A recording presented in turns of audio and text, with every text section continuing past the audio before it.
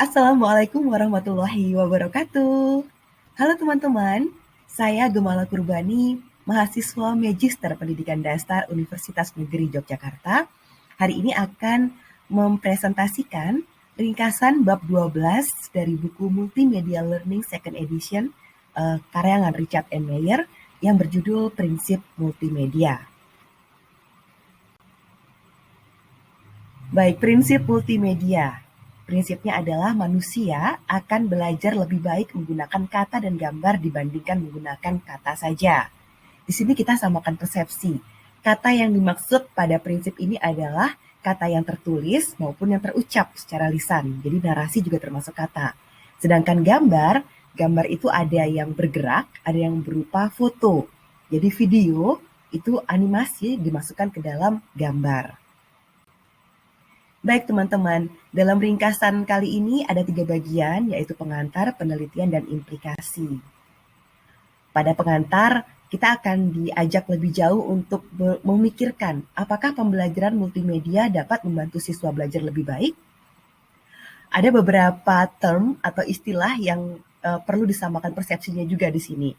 Tadi mengenai istilah kata dan gambar sudah kita samakan persepsinya. Kemudian istilah belajar lebih baik. Nah, belajar yang dimaksud di sini adalah bagaimana memahami sesuatu tidak hanya sekedar mengucapkan. Jadi nanti di slide berikutnya akan ada pembahasan. Jadi bisa learning in depth gitu. Jadi lebih dalam memahaminya. Kemudian yang kedua, apa ada perbedaan antara gambar dan kata? Kita juga akan bahas. Kemudian apakah gambar dan kata memberikan informasi yang sama? Dan apakah secara kualitatif gambar dan kata itu berbeda? Kemudian perbedaan efek multimedia dan media. Kalau teman-teman lihat di layar, ini adalah suatu kalimat yang menjelaskan tentang cara kerja pompa. Saat teman-teman membaca, mungkin teman-teman akan membayangkan dan sudah bisa mengetahui, oh begitu cara kerjanya. Namun bagaimana apabila setelah membaca itu dan mengetahui, melihat gambar ini? Ternyata dari penelitian, siswa yang diberikan teks kemudian diberikan gambar, tidak ada peningkatan pemahaman. Sama saja. Jadi ibaratnya dia sudah paham, sudah ada bayangan, terus dikasih gambar lagi, oh dia sudah tahu begitu. Namun ternyata terjadi hal yang berbeda apabila ada gambar diberikan dengan corresponding word seperti ini. Jadi ada narasi, ada kata di sebelahnya. Ini langsung sekalian. Sehingga siswa dapat membaca dan membayangkan langsung. Dan ini lebih memudahkan siswa dalam memahami. Kalau yang tadi di awal, siswa akan tertumpuk-tumpuk pemahamannya. Baik, dari penelitian, gambar dan kata dibandingkan dengan kata saja ternyata memiliki efek. Apabila ada gambar dan kata dalam suatu pembelajaran, belajar dapat lebih paham lagi. Jadi bisa memecahkan masalah, bisa menumbuhkan ide kreatif. Sedangkan apabila kata saja, juga akan berhasil, namun hanya belajar untuk tahu saja. Jadi bisa menjawab soal tes. Ini penelitiannya. Jadi ada penelitian core evidence yang dilakukan oleh Meyer. Dari kotak warna merah ini ada tulisan dan gambar yang diberikan melalui buklet. Dan ternyata hasilnya siswa banyak sekali yang paham dan dapat menjawab pertanyaan-pertanyaan atau transfer test itu dengan sangat baik. Kemudian yang warna biru ini, narasi dan animasi bersamaan melalui komputer. Hasilnya juga baik karena ditampilkan bersamaan narasi dan animasinya. Kemudian yang ini, yang tanda panah di bawah, ini narasi dan animasi tidak bersamaan. Ternyata hasilnya kurang baik. Lalu yang terakhir, siswa yang memiliki keterampilan komputer tinggi mendapat keuntungan dari animasi dan angka.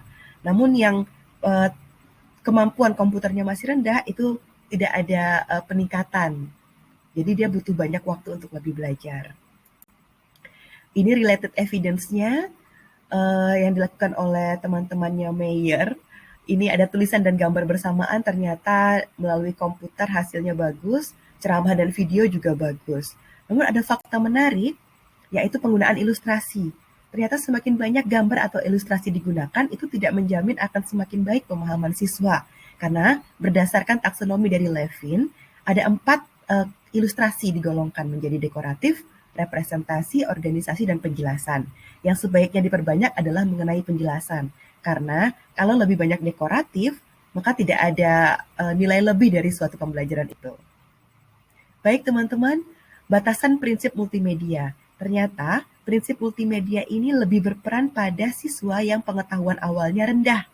Dia dapat lebih mudah memahami. Namun, pada siswa yang pengetahuan awalnya tinggi tidak terjadi suatu signifikansi pemahaman. Jadi ibaratnya, oh dia sudah tahu dan sudah bisa memahami. Kemudian, prinsip multimedia juga dibatasi oleh kualitas gambar. Kalau kualitas gambar itu baik, akan lebih baik pemahaman. Namun apabila kualitas gambar itu kurang, maka kurang juga pemahaman. Sehingga kita sebagai guru diharapkan pada saat nanti memberikan pembelajaran, kita dapat melibatkan gambar dan tulisan secara proporsional agar dapat meningkatkan proses generatif berpikir anak di otak. Dan pendidik juga harus bijaksana dalam menggunakan grafik dan ilustrasi. Gunakan yang sesuai pada porsinya untuk menyampaikan pembelajaran. Terakhir, ini pesan dari Pak Mayer. Sebagai seorang pendidik, tujuan utama kita adalah mengajarkan siswa menerapkan keterampilannya dalam situasi baru. Terima kasih teman-teman.